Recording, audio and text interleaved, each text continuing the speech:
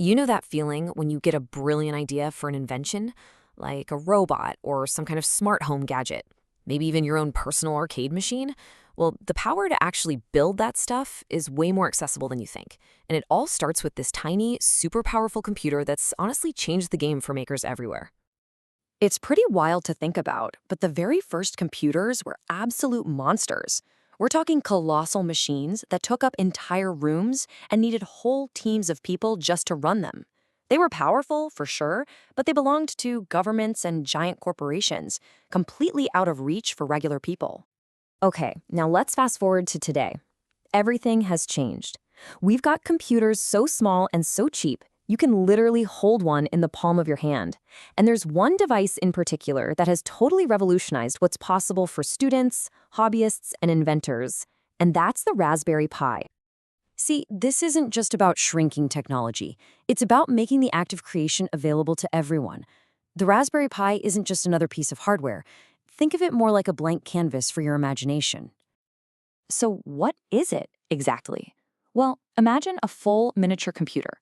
The Raspberry Pi has a processor, memory, and all the ports you'd expect, just like your laptop, but it's stripped down to the absolute essentials. This makes it the perfect brain to power whatever custom project you can dream up. Now, if you've ever messed around with DIY electronics, a question might be popping into your head. Wait, what about Arduino? And that's a great question. It's probably the most common point of confusion for beginners, so let's clear that up right now. Figuring out the difference between these two little powerhouses is really the key to picking the right tool for your project. And listen, it's not about which one is better. It's all about which one is right for the specific job you have in mind. Okay, the absolute best way to think about this is with a little analogy. The Raspberry Pi is the brain, right? It runs a full operating system, it can handle multiple tasks at once, and it's perfect for more complex stuff, like projects that need to connect to the internet or process video. The Arduino, on the other hand, that's the reflexes.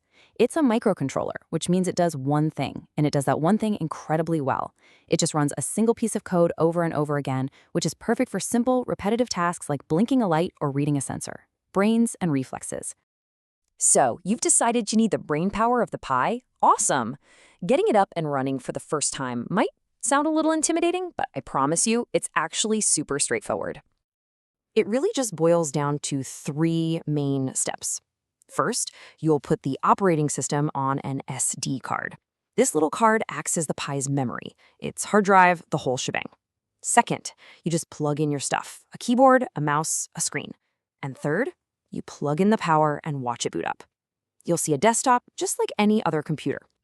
Once you're in, it's time to actually tell the Pi what to do. And the best part is, you don't have to be some kind of coding wizard.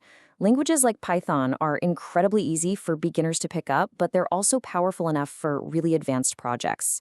And for total beginners, or even for kids, there's Scratch, which is a visual way to code by just snapping blocks together.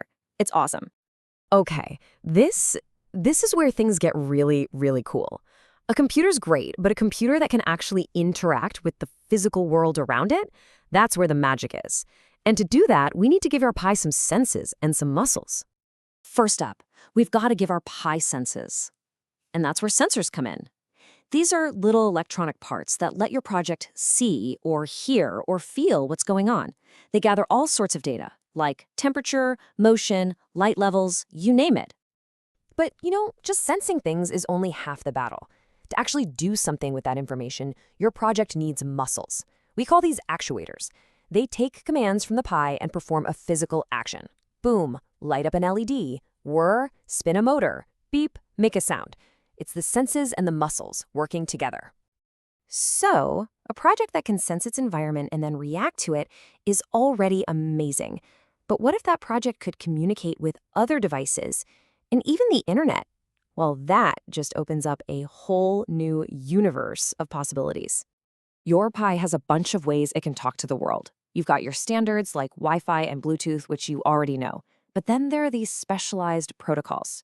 MQTT, for example, is like a super efficient, lightweight whisper that lets smart devices chat with each other without using a ton of power.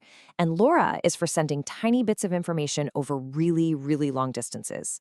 Each one is like a different kind of voice, and picking the right one is crucial.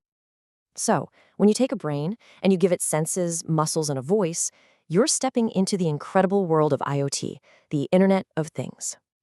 Put simply, the Internet of Things is just this giant, growing network of connected, well, things. Everything from your smartwatch to giant factory equipment, all of them embedded with sensors, gathering and sharing data. And your little Raspberry Pi is the perfect tool for you to build your very own thing to add to that network. Let's make this real. Let's build an idea together right now. We start with our Raspberry Pi. That's the brain of our operation, ready to process information and make some decisions. Okay, next we give it senses. Let's add a simple moisture sensor that we can stick in the soil of a houseplant.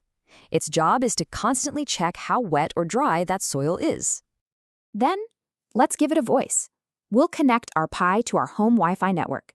Now it has a way to send messages out into the world. And when you put it all together, the brain, the senses, and the voice, what do you get? You get a smart plant that can send a message right to your phone that says, "Hey, I'm thirsty." How cool is that? It's simple, but it's powerful and genuinely useful. And honestly, that is just scratching the surface. You could build a full-on home automation system to control your lights and thermostat from your phone, or a smart weather station that posts live data to a website, or, yeah, a retro gaming console to play all your favorite classic games. You could even build an AI-powered smart mirror that shows you the news while you're brushing your teeth. The possibilities are nuts. When you have a tool this flexible and this powerful, it all comes down to this one simple truth. The hardware and the software, they're just the building blocks. The real creative spark, that comes from you. So there you have it. We've looked at the brain, the senses, the muscles, and the voice. You now have the fundamental pieces to build just about anything you can dream up. So the only real question left is, what are you going to create? What problem will you solve?